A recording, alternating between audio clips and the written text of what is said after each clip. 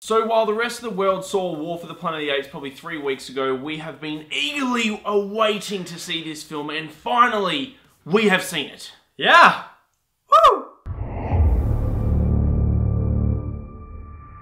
Just quickly guys, before we get into it, we are going to be covering some spoilers at the end of this video, so if you do want to check them out, stick around. We're not going to spoil it in the actual review after we score it. Stay there. We're going to talk about the film for those of you guys that have seen it and want to know some tighter thoughts on it. So War for the Planet of the Apes is finally here and directed by Matt Reeves. Now Matt Reeves obviously did the last film as well, and we've been eagerly waiting this film since the last film because Dawn is so good! Dawn was so good. It was such a step above from Rise of the Planet of the Apes. Just a step above every other blockbuster pretty much coming out at the time that wasn't made by Chris Nolan. Like it really is just a standout blockbuster that really treats its audience like they have a brain and delivers action that's actually got stakes and it's easy to care about. It just took the Planet of the Apes franchise to a whole new world, and so we were so keen to see where he was going to go with the third film.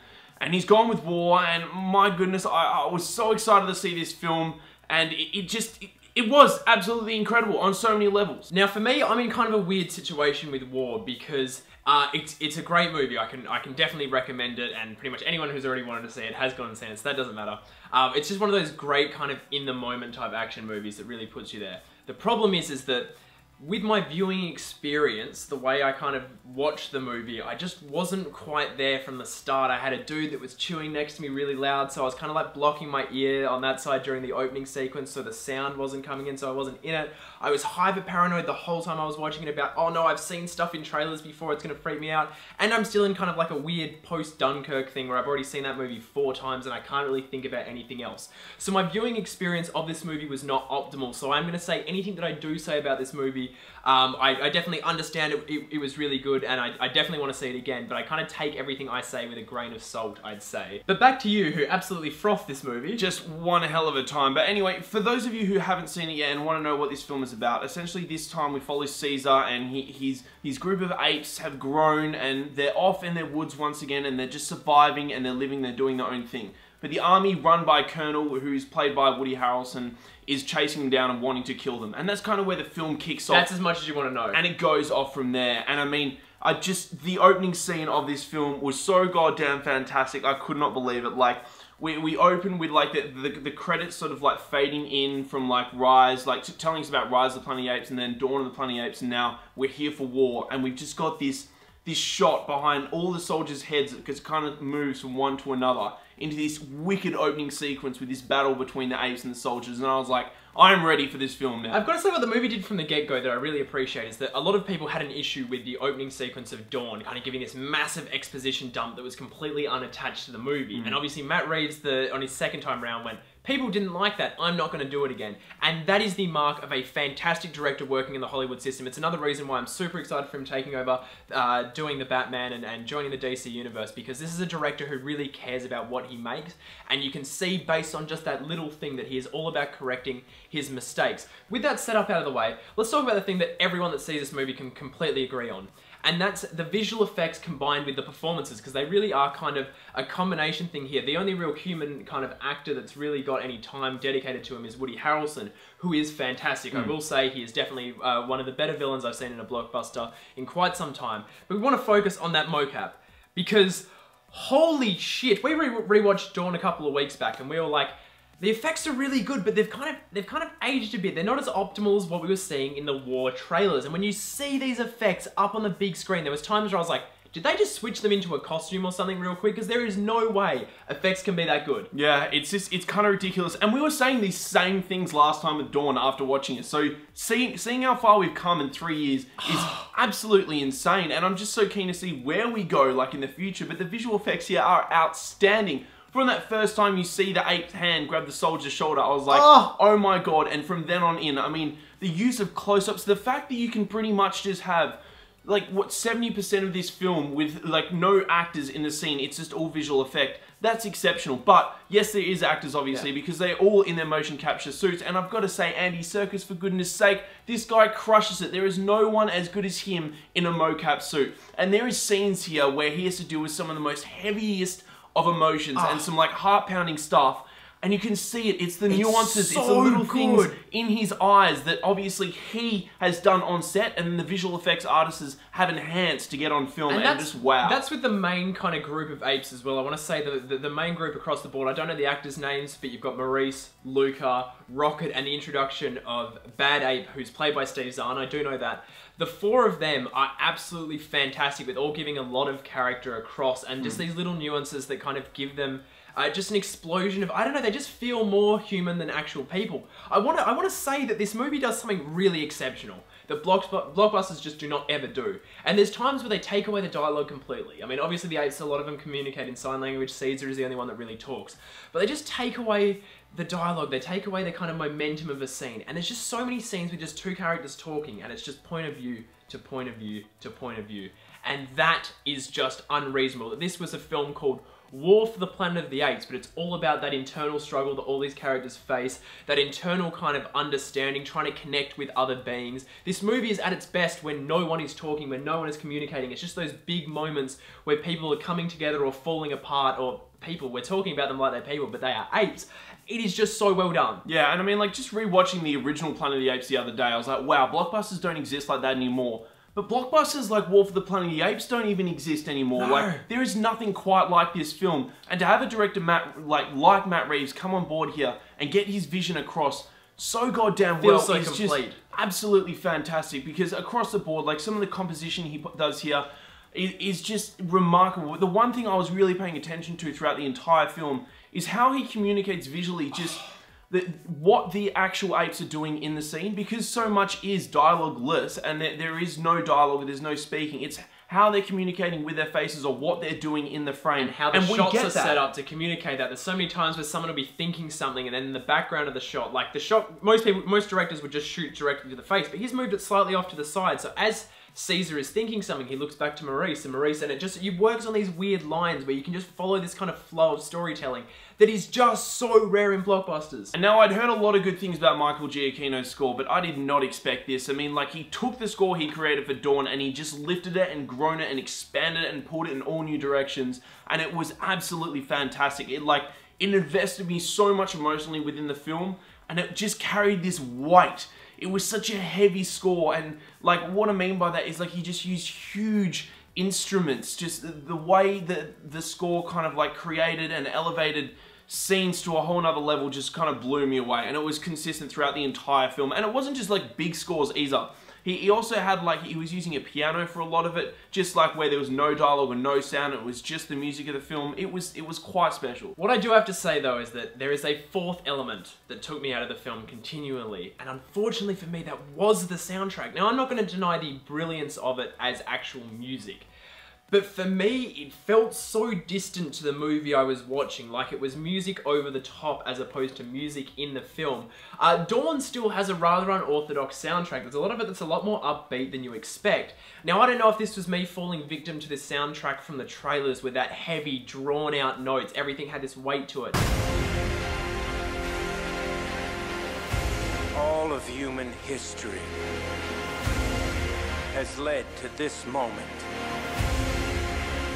But I don't know whether it was because it wasn't what I was expecting, but the soundtrack as part of the film didn't really work for me, and that devastates me because I feel like on a rewatch I'd probably completely key into it and completely get it, and I'd love it. Just that first time watching it, I was like, this is a movie soundtrack by Michael Giacchino. It was almost like I would have craved another composer in that circumstance, like Johan Johansson, who did Arrival and Sicario, something that just had a bit more weight and a bit more movement to it, because this film did have, I'm going to flow into something else, the tone of it kind of confused me a bit, because this film, again, is called War for the Planet of the Apes, and I never really felt a war. Now, I think that might actually have something to do with the flow on from Dawn. I don't feel like this was necessarily a logical flow. As I'm saying, take everything I'm saying with this kind of grain of salt, because I don't know how accurate I'm going to feel about this the second time. But this film kind of felt like, oh, we have a third movie, we need to come up with something to do. And yes, I have way more respect, like Matt Reeves did pick a great story to go with, but I almost feel like it wasn't really necessarily earned, and I was never really surprised by anything. And there's quite some twists and turns in this movie, but there was not a single time I was surprised. So talking from a subjective point of view as opposed to any marks against the film, it just kind of affected my enjoyment of it the first time round. All in all though, I just had an incredible cinema experience. Like, War for the Planet of the Apes really just took me, and I just enjoyed the ride the entire time. It was emotional, it was enjoyable, and it was just so highly entertaining, but at the same time, it carried a lot of depth for me, and I just got that, and I just have so much more love for Matt Reeves, and I'm so keen to see what he does with the Batman film. But anyway, if you haven't seen War for the Planet of the Apes yet, check it out. I'm giving this one a 9.5 out of 10. My goodness. I'm obviously quite conflicted about it still. I respect the movie. I definitely think it was good. I definitely enjoyed a lot of it. I'm definitely stunned by a lot of what's in there. But I feel like until I see it a second time, I'm not really going to know how I feel about it. So right now I'm going to give this an 8 out of 10. That is not a final score. That is not a score I'm completely happy to settle on. But just letting you guys know that I definitely think it's great. I just need some more time to kind of vibe with the movie before I really understand how I feel about it. Okay, so if we're going to dive into a couple of spoilers quickly. The first thing, I don't know how many people actually just outright expected Caesar to die in this movie. It was something I just from the start, from the first trailer, from them talking about this as a trilogy, I was like, I'm 100% convinced Caesar is going to die. They handled his death really well. The circumstances under which he was killed, I was a bit bizarre about, because I wanted a bit more kind of rivalry to his death as opposed to this kind of, he just gets shot. Oh, look, I mean... he rode a really long way as well. Watching it, like, I wasn't that phased, though. It was like he was shot, and then they knew how far away they had to go to the next point, and then he died of that wound. I was like, I don't believe that, but at the same time... He got there and it made the moment? I was far too invested by that point, so I really didn't care. I was like, yeah, plot hole, okay, but I brushed it off and I put it to the side, because I was that emotionally invested in the film. By that point in time, I was like, I don't really care. Caesar's gonna die. Let's just go with it. Now, the Cobra thing as well, I don't know, were you aware that he was in the film before you saw it? Okay, see, no. I was, because I saw his name pop up, it was in like the credits on IMDb, I was like, fuck my life, I don't know how I ended up seeing that. So I knew he was going to be in it. That was outright my favourite part of the movie, and I kind of wish it had been pushed a little bit further for me, because, I don't know, there were just certain things about Caesar's character arc that didn't really gel, and when I was talking to another friend that we went and saw the movie with last night, I was saying I was kind of finding it hard to get behind him wanting to go on this kind of vengeance spree. But my friend kind of put it across like, you don't really understand that type of vengeance until you are the person feeling it yourself. So I've noted that. But at the same time, I feel like I still wasn't really brought into Caesar's world in that circumstance the way I feel like I could have been. Fair enough. Really feel it. Fair enough. I've got to say though, like on opposite end to that, like I loved his vengeance spree so much, and like from the get-go when his mother and his first son die, like Blue Eyes. His wife. His wife and Blue Eyes die. I was just traumatic. I was like, oh my god. And then when we found out that Cornelius... Again, I already kind of expected it to happen. I was not even surprised by that. But it happened in such a goddamn good way. And then when Cornelius, like, or they said that his son was Cornelius, I just loved that. I was loving every part of that, and especially building to the ending as well, and him kind of like handing this over. I just love the fact that the trilogy just came to a whole. I think for me, the thing that really kind of struck me the most was the parallels that Matt Reeves was able to achieve between man and ape, and kind of like both historically, politically, and socially, the things that he was like able to say without being confronting. I mean, like he said so much about slavery, about where we are as mankind, where we're going, and a lot of it was translated through Woody Harrelson's character as well. But by the end of the film, the fact that we kind of watch men get to this certain point where it was just men versus men until they all died, and then we just had apes survive, and kind of, you know, if you do believe that's where like, you know, humans sort of came from, it was kind of watching this evolution, this circle where we're just kind of starting over again. And I love that. I love the parallels that like they decided to use. And also, you know, it was so many homages back to the original Planet of the Apes as well, which was just so sweet. And while I do feel like there was a lot of these big ideas here, I feel like a lot of them were kind of undercooked. Like the ideas were there, but they didn't necessarily have the weight or the meaning they were supposed to, or the depth of exploration. There was definitely some detours, I think, with Bad Ape, who I loved. His comedy was fantastic. I loved the character. I feel like if you'd subtracted him, though, that there was more time that could have been spent on giving the film a denser tone and actually getting some of those ideas to stick more and expanding on them, so it didn't feel like, oh, this film is addressing slavery or addressing violence or addressing that. I think it could have got more out of. Again, I don't know until I rewatch whether I am correct or not. And I mean, there's a lot more I could talk about with this movie, with kind of breaking it down. I feel at some point I'm definitely going to want to do a breakdown and just kind of talk about everything this movie did overall.